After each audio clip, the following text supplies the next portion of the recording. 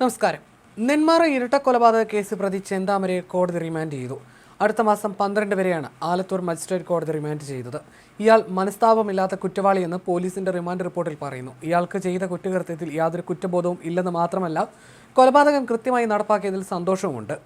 കൊല നടത്തിയത് കൃത്യമായ ആസൂത്രണത്തോടെയാണ്. അരുംകൊലയ്ക്ക് കാരണം പ്രതിയുടെ പൂർവ്വ വൈരാഗ്യമാണ്. പ്രതി പുറത്തിറങ്ങിയാൽ ഒരു പ്രദേശത്തിനാകെ ഭീഷണിയാണെന്നും റിമാൻഡ് റിപ്പോർട്ടിൽ പറയുന്നു.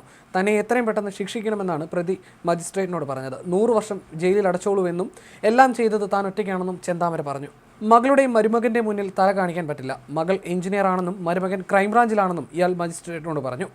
പാലക്കാട് SP അജിത് കുമാർ പറഞ്ഞത് ഇങ്ങനെയാണ്: പല സ്ഥലങ്ങളിൽ നിന്ന് കിട്ടിയ വിവരങ്ങൾ അനുസരിച്ച് പലയിടത്തും ചെന്താമരയ്ക്കായി പോലീസ് തിരച്ചിൽ നടത്തി. എന്നാൽ ഇയാളുടെ വീടിനടുത്തുള്ള പാടത്തു നിന്നാണ് ഇന്നലെ രാത്രി കസ്റ്റഡിയിലെടുത്തത്. വിശപ്പ് സഹിക്കാനാവാതെയാണ് ഇയാൾ കാടിറങ്ങി വീട്ടിലേക്ക് വന്നതെന്ന് കരുതുന്നു. കുറ്റകൃത്യത്തെപ്പറ്റി ചോദ്യം ചെയ്യലിൽ പ്രതി വെളിപ്പെടുത്തി.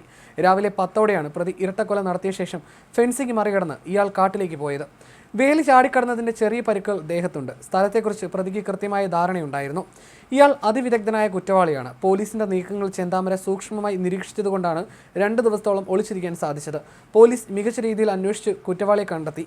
പരിശോധനയ്ക്ക് സഹായിച്ച നാട്ടുകാർക്ക് പ്രത്യേകം നന്ദി. ഇരട്ടക്കൊല ആസൂത്രിതമാണെന്നാണ് പ്രാഥമിക നിഗമനം. ഇയാൾ ആയുധങ്ങൾ നേരത്തെ വാങ്ങി സൂക്ഷിച്ചിരുന്നു. എവിടെ നിന്നാണ് ആയുധം വാങ്ങിയത് എന്നതുൾപ്പെടെയുള്ള കാര്യങ്ങൾ തെളിവെടുപ്പിലെ വ്യക്തമാകും. കുറ്റകൃത്യത്തിൽ പ്രതിക്ക് കുറ്റബോധമില്ല. ഇതിൽ സന്തോഷവാനുമാണ്. കൂടുതൽ പേരെ ഇയാൾ ലക്ഷ്യമിട്ടോ എന്നത് സ്ഥിരീകരിക്കാനായിട്ടില്ല. ചെന്താമര വിഷം കുടിച്ചതായി ഡോക്ടർമാരുടെ പരിശോധനയിൽ കണ്ടെത്താൻ കഴിഞ്ഞില്ല. വിഷക്കുപ്പി ഉപേക്ഷിച്ചത് പോലീസ് അന്വേഷണത്തെ വഴിതെറ്റിക്കാനാണെന്ന് കരുതുന്നു. 1 മാസമായി ഇയാൾ വീട്ടിലുണ്ടായിരുന്നു. കുറേ കാര്യങ്ങൾ ചെന്താമര പറയുന്നുണ്ടെങ്കിലും പരിശോധിച്ച ശേഷമേ ഉറപ്പിക്കാനാകൂ. കൊല്ലപ്പെട്ട സുധാകരന്റെ കുടുംബത്തോട് ചെന്താമരയ്ക്ക് വൈരാഗ്യമുണ്ടായിരുന്നു. അയൽക്കാർ മന്ത്രവാദം ചെയ്തതുകൊണ്ടാണ് ഭാര്യ തന്നെ വിട്ടുപോയതെന്നാണ് ഇയാൾ വിശ്വസിച്ചിരുന്നത്. ഇതാണ് കൊലപാതകത്തിലേക്ക് നയിച്ചതെന്നാണ് പ്രാഥമിക നിഗമനം. എന്നാൽ മന്ത്രവാദമാണ് കൊലപാതകത്തിന് പിന്നിലെന്ന് ഉറപ്പിക്കാനായിട്ടില്ല. അയൽക്കാർ മന്ത്രവാദം ചെയ്തതാണെന്നാണ് ചെന്താമര വിശ്വസിച്ചിരിക്കുന്നത്. ഇത് കൊലപാതകത്തിന്റെ കാരണങ്ങളിലൊന്നാണ്. മറ്റു കാരണങ്ങൾ അന്വേഷിക്കും. ഇയാൾക്ക് കുറ്റകൃത്യം ചെയ്യാനോ രക്ഷപ്പെടാനോ ആരുടെയും സഹായം കിട്ടിയിട്ടില്ല. ജാമ്യത്തിലിറങ്ങിയ സമയത്ത് ക്വാറിയിലാണ് ചെന്താമര ജോലി ചെയ്തിരുന്നത്. ഇവിടെ വെച്ച് ഇയാൾ ഫോണിൽ സിമ്മിട്ട് ആളുകളെ വിളിച്ചിരുന്നതായും പോലീസ് പറഞ്ഞു. അതേസമയം രാത്രി പിടികൂടിയപ്പോൾ പോലീസുകാരോട് ചെന്താമര ആദ്യം പറഞ്ഞത് വിശന്നിട്ട് വയ്യ, എന്തെങ്കിലും കഴിക്കാൻ വേണമെന്നായിരുന്നു. നെന്മാറ പോലീസ് സ്റ്റേഷനിൽ എത്തിച്ചപ്പോൾ നല്ല വിശപ്പുണ്ട്, ചിക്കനും ചോറും വേണമെന്നതായിരുന്നു ഡിമാൻഡ്. ഈ നേരത്ത് എവിടെ ചിക്കനും ചോറും എന്നായി പോലീസുകാർ. എന്തായാലും രാത്രി 11ഓടെ സ്റ്റേഷൻ മെസ്സിലെ ഇഡലിയും കറിയും ഓംലെറ്റും കഴിച്ച് ചെന്താമര വിശപ്പടക്കി.